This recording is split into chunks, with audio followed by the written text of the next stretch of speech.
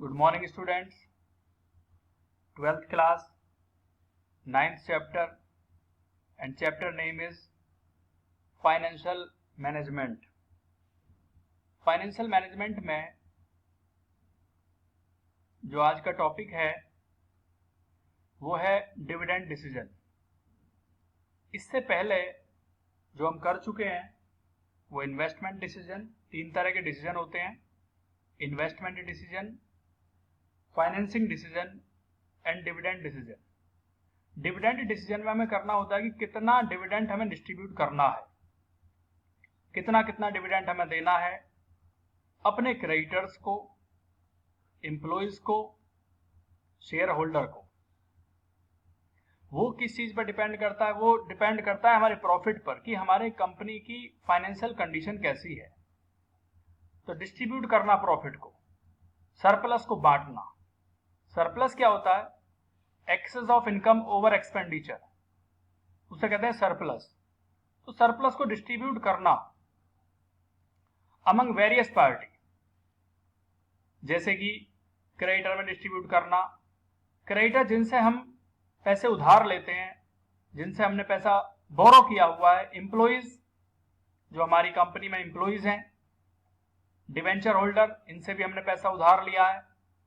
Share holder किसे कहते हैं? जिनके पास हिस्सेदारी होती है, शेयर्स होते हैं, और शेयर होल्डर ओनर होते हैं क्योंकि उनके पास शेयर्स होते हैं, हिस्सेदारी होती है, तो कंपनी के ओनर होते हैं और उन्हें एक निश्चित अमाउंट पे करना पड़ता है। Payment of interest to creditor, interest का भुगतान करना होता है क्योंकि जो क्रेडिटर ने अमाउंट इन्वेस्ट किया है उस पर उन्हें इंटरेस्ट दिया जाता है। और ये एक फिक्स लायबिलिटी है कि हमें इतना फिक्स देना ही देना है। सो व्हाट कंपनी टू और finance manager has to decide is what to do with residual. Residual means जो इनकम बच जाती है, उस इनकम को डिस्ट्रीब्यूट किया जाता है, बांटा जाता है, या जो प्रॉफिट का पार्ट बच जाता है उसे हम डिस्ट्रीब्यूट करते हैं जो ओनर हैं उन्हें। और सबसे पहले प्रॉफिट किसको डिस्ट्रीब्यूट किया जाता है? जो आउटसाइडर हैं, जैसे कि क्रेडिटर्स हैं, एम्प्लॉइज हैं, डिवेंचर होल्डर हैं।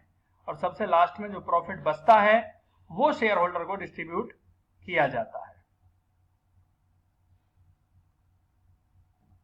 इसके बाद नेक्स्ट है आपका सरप्लस। सरप्लस क्या होता है? सरप्लस में मैंने आपको भी बताया, सरप्लस बोलते हैं excess of income over expenditure. जब हमारी इनकम ज्यादा होती है और हमारे खर्चे कम होते हैं तो सरप्लस बोलते हैं। और उसे डिस्ट्रीब्यूट करना इक्विटी शेयर होल्डर में। इक्विटी शेयर होल्डर जिनके पास शेयर्स होते हैं, जिनके पास हिस्सेदारी होती है। किस तरीके से डिस्ट्रीब्यूट करना? डिविडेंड के फॉर्म में डिस्ट्रीब्यूट करना, लाभांश एक तरीके से, यानी कि लाभ का हिस्सा, प्रॉफिट में जो हिस्सा होता है। और ये कब डिस्ट्रीब्यूट किया जाता है? जब कंपनी को प्रॉफिट होता है। या उसे हम रख सकते हैं as a retained earning. Retained earning means रोकना, प्रॉफिट को रोकना कि बाद में डिस्ट्रीब्यूट कर दिया जाएगा प्रॉफिट। डिविडेंड डिसीजन में फाइनेंशियल मैनेजर डिसाइड करता है हाउ मच टू डिस्ट्रीब्यूट, कितना डिविडेंड हमें डिस्ट्रीब्यूट करना है डिविडेंड की फॉर्म में, कितना हमें डिविडेंड देना है और कितना हमें रिटेन्ड अर्निंग के तौर पर रखना है। इसके बाद नेक्स्ट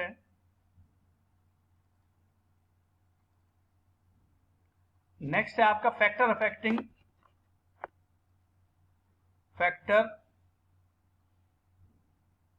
अफेक्टिंग डिविडेंड डिसीजन। कौन कौन से फैक्टर हैं जो डिविडेंड डिसीजन को अफेक्ट करते हैं? Finance manager analyse factor before dividing the net earning. Net earning को डिवाइड करने से पहले कुछ फैक्टर हैं जो ध्यान में रखने पड़ते हैं। एंड रिटेन अर्निंग, पहला है अर्निंग, कि डिविडेंड जो डिस्ट्रीब्यूट किया जाता है, डिविडेंड जो पे किया जाता है वो current and previous year earning में से दिया जाता है। Current and previous year earning, current year वो जो चल रहा है, प्रीवियस ईयर पिछले साल वाला, वहां से डिस्ट्रीब्यूट किया जाता है। और इसमें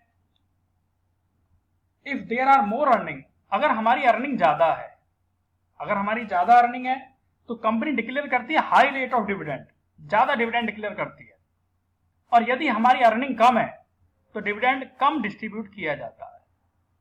नेक्स्ट पॉइंट आता है स्टेबिलिटी ऑफ अर्निंग। स्टेबल से मतलब यह कि हमारी अर्निंग स्टेबल होनी चाहिए, फिक्स होनी चाहिए, एक जैसी होनी चाहिए। अगर कंपनी की अर्निंग स्टेबल है तो उसमें high rate of dividend distribute किया जाता है, जबकि कंपनी अगर अनस्टेबल अर्निंग है, अनस्टेबल मीन्स कि अर्निंग फिक्स नहीं है, कम ज्यादा होती रहती है, फ्लैक्चुएशन होता रहता है, तो लो रेट ऑफ अर्निंग दिया जाता है।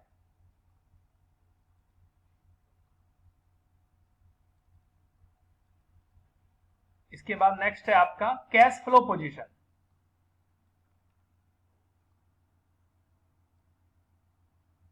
कैश फ्लो पोजीशन में क्या होता है? Cash flow position, cash flow position का मीनिंग होता है cash inflow and cash outflow, पैसे का आना और पैसे का जाना। तो कैश इनफ्लो के क्या तरीके हैं? इनफ्लो हमारा कैसा है, आउटफ्लो कैसा है, हमारी कंपनी की कंडीशन कैसे बनी हुई है।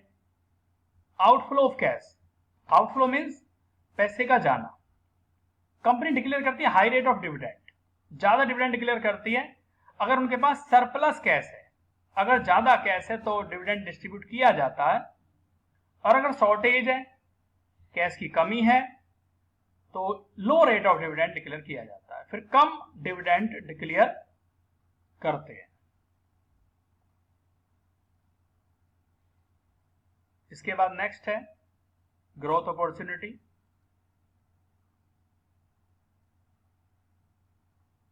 ग्रोथ अपॉर्चुनिटी क्या है कि ग्रोथ क्या है कंपनी की? If A company has a number of investment plan, अगर कंपनी के पास बहुत सारे इन्वेस्टमेंट प्लान है तो इन्वेस्ट इन अर्निंग, अब इन्वेस्ट करना चाहिए अर्निंग को, जो हमारी अर्निंग है उसे इन्वेस्ट करना चाहिए। नो इन्वेस्टमेंट, अगर कोई इन्वेस्टमेंट नहीं कर रहे हैं हम, कोई ग्रोथ नहीं है कंपनी की, तो बेटर है कि उसे डिस्ट्रीब्यूट किया जाए। डिस्ट्रीब्यूट किया जाए डिविडेंड की फॉर्म में, इन द फॉर्म ऑफ डिविडेंड। सामान्य तौर पर जो मैच्योर कंपनी होती है, मैच्योर कंपनी मतलब जो अपने टॉप लेवल पर हैं, अच्छा प्रॉफिट अर्न कर रही हैं, तो वो ज्यादा डिविडेंड डिस्ट्रीब्यूट करती हैं।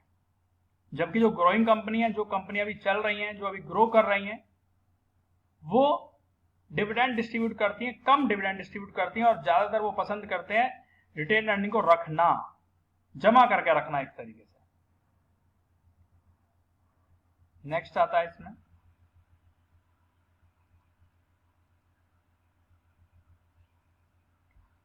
Stability of dividend.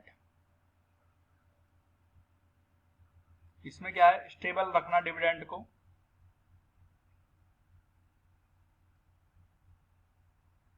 Some company follow stable dividend policy, कुछ कंपनी ऐसी होती हैं जो डिविडेंड पॉलिसी को स्टेबल करके रखती हैं, मतलब एक जैसा डिविडेंड वो डिस्ट्रीब्यूट करती हैं, जिससे कि बहुत अच्छा इंपैक्ट पड़ता है शेयर होल्डर पर एंड इंप्रूव देयर रेपुटेशन। और उससे क्या होता है कि रेपुटेशन बढ़ती है कंपनी की, क्योंकि अगर हम एक जैसा डिविडेंड देते रहेंगे, हर साल डिविडेंड डिस्ट्रीब्यूट करते रहेंगे, तो उससे क्या होगा? कंपनी की रेपुटेशन बढ़ेगी शेयर मार्केट में। Best stable dividend policy satisfy the investor. Even company and financial institution prefer to invest in a company with regular and stable dividend policy. तो फाइनेंशियल इंस्टीट्यूशन प्रेफर करते हैं invest in company जहां पर regular dividend मिल रहा है। तो ऐसी company में हर कोई इन्वेस्ट करना चाहता है जहां पर स्टेबल अर्निंग होती है, जहां पर एक जैसी अर्निंग होती रहती है और डिविडेंड हमें मिलता रहता है।